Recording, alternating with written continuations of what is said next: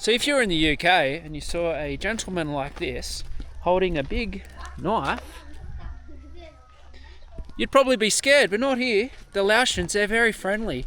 UK? Nah, I'd probably chop your wrist off and steal your Rolex. Sabadi.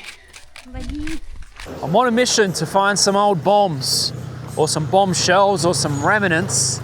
I've come across a couple of these scrapyards here. You can see this guy's farm. He's got a collection of just old barrels, tin, bits of wood, but I can't see any bombs. I've had a look on Google and it seems that, many years ago, there was a lot. But as time goes on, people get these bombs and hard times come, obviously COVID, and they end up selling them for scrap. So yeah, a lot of these photos with these villages with the bombs, they don't seem to exist like they used to. Yeah, it's really just a matter of riding around and seeing what we can find. I'm just see all these kind of places. Oh shit, we're gonna move over. Yeah, it's usually those I have like a fence post or something. Just can't find any. It's not like it used to be. The search continues, guys, the search continues.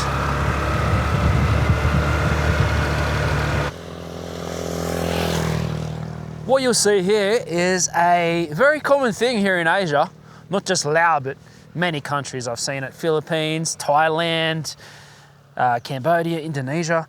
What they do, they just burn their rubbish. For whatever reason, they collect it off of the side of the road. You can see there's a little fire down there. There's a fire here. There's a fire just up here. And they get it, whatever it is, an old rubber tire, some cans, some bottles, some plastic, and they just burn it. That's why it blows my mind, because in Australia we've got such safety regulations around fires because of all the bushfires that start. You can see how dry it is along here. Just a little bit, that's all you need to start a fire, but does it happen? Does it happen? I don't know. But there's no one manning it, no one watching it.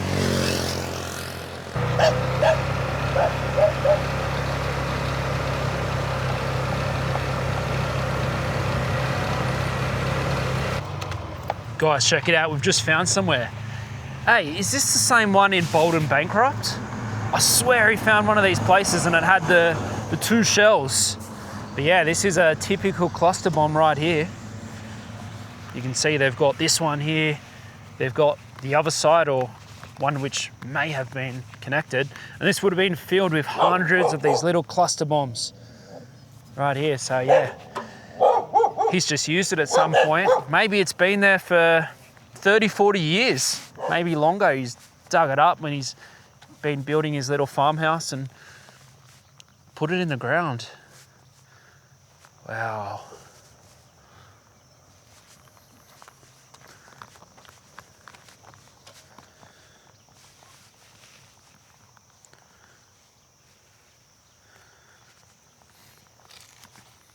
Made in America, dropped in Laos.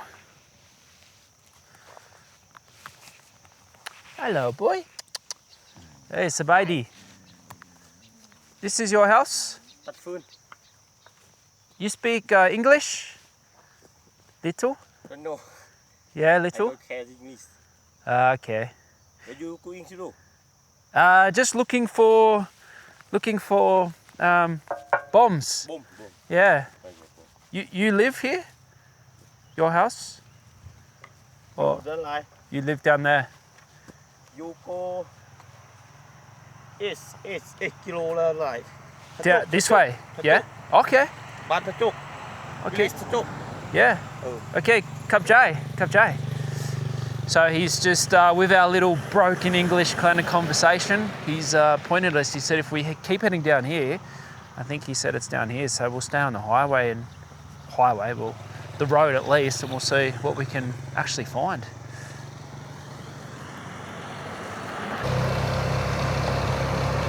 It's Lady. Hello? Uh-oh. Oh shit.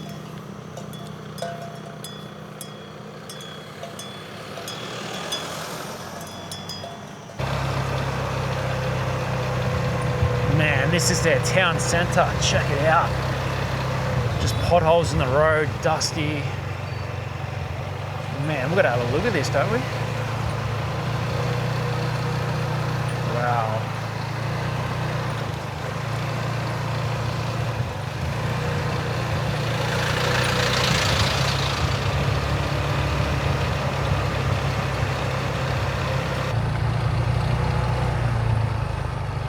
Guys, we have hit the jackpot. We have hit the absolute jackpot. Check it out. We've got this little village here, and they've got a whole series of these bombshells all lined up. Have a look at this. Someone's even spray painted a love heart on here to show peace, show that it's all over. But you got some that have obviously exploded. Well, a lot of them have. This one probably dug up. Look at that. Still got the engravings on there.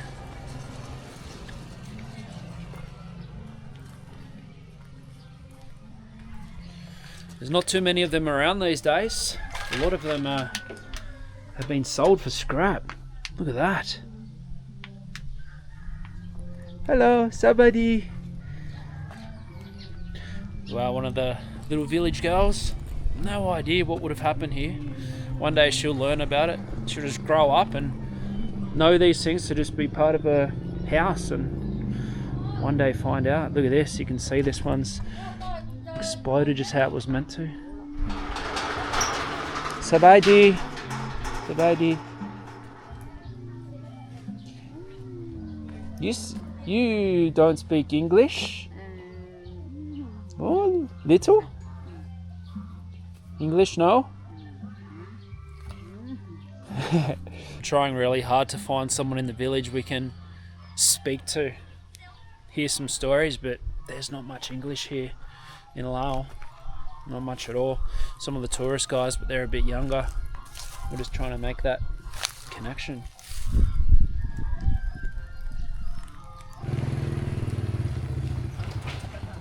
This is just in someone's backyard. They've got this little awning shed that they've built at some point and just use the shells as stilts. That's all rusted out here. 4 stilts.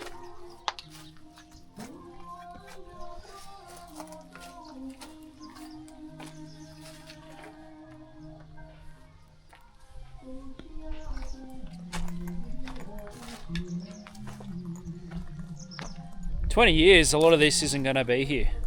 20 years, I'd say. You're going to have the ones in the museum and maybe a few in people's houses, but this is all going to get sold for scrap. I'm telling you. A lot of the stuff you see on Google's already gone.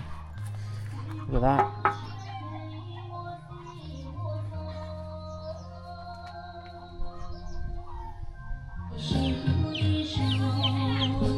Some of the locals got their karaoke going. Very common around here in Laos and also Asia. They love it. They seem to love it. They seem to love to get out the microphones, have a couple of beers and do some karaoke. Not me, I hate it.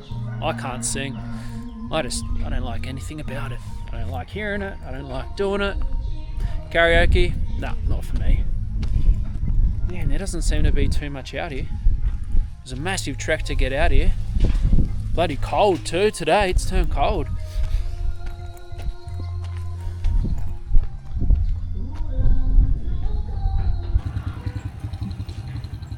Guys, we've stumbled into some kind of village here. Wow. I don't want to assume her age, but I'd say 90 at least. So she would have been, what, in her late 30s, 40s? When all these bombs were dropped here. This is kind of the village. Look how far behind it is in the times. This is how people live right here in the year 2025. Sabaidi! Sabaidi! Wow. Sabaidi! A lot of these kids probably never seen a camera. They don't know what it is. You wonder how do they make money out here? Maybe livestock, you can't really grow too much. There's not too much vegetation land. Sabadi. Definitely doesn't have that friendly Filipino vibe that I'm used to.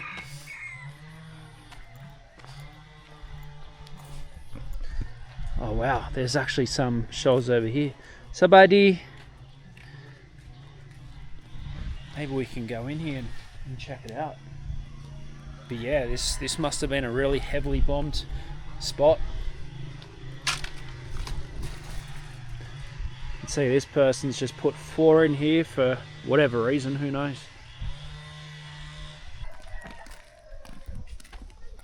So if you're in the UK and you saw a gentleman like this holding a big knife,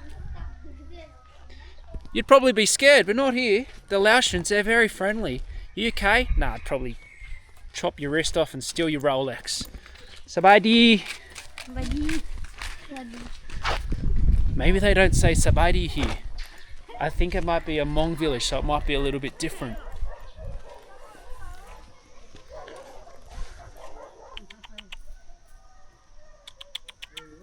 Check out this, guys. This seems to be a mill where they grind the rice down up here. And look again, stilts of the building made out of these old bombshells.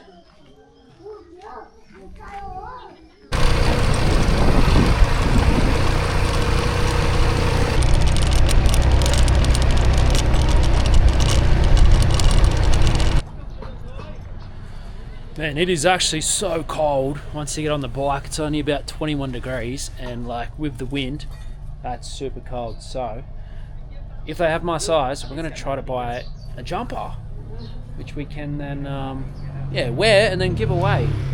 I think these are the only ones. That looks cool, but doesn't it? If you're 13, you have big, my size, big jumper. Man, this is hard. What if we... yeah, you have a big, for me. Long mấy? Yeah. Long mấy? Yeah. Long... Anh nung mấy? Lung long bừng mấy? Yeah. Nung mấy? Anh đi song sàn. Yeah, yes, big. Nhiều con á? Yeah. Nhiều của mình. Oh. Anh đi bờ điều. For me, big. Anh đi rồi anh. We're getting somewhere. This one. Okay. How much? Anh nung rồi. Yeah. Long mấy?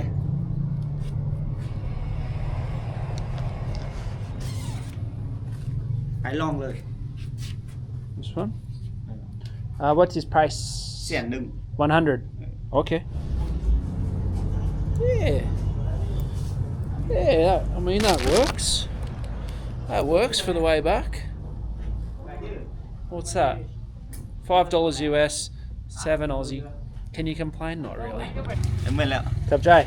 Cặp trai lại lại đó. Okay, cặp trai lại lại. Well, this is us. Dusty old jacket, which is going to get more dusty, man. I'm telling you, I reckon this is worse than Egypt. How does this look? Doesn't really matter, does it?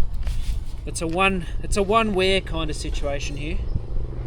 Get it on, stay warm, give it away, make someone's day. That is us.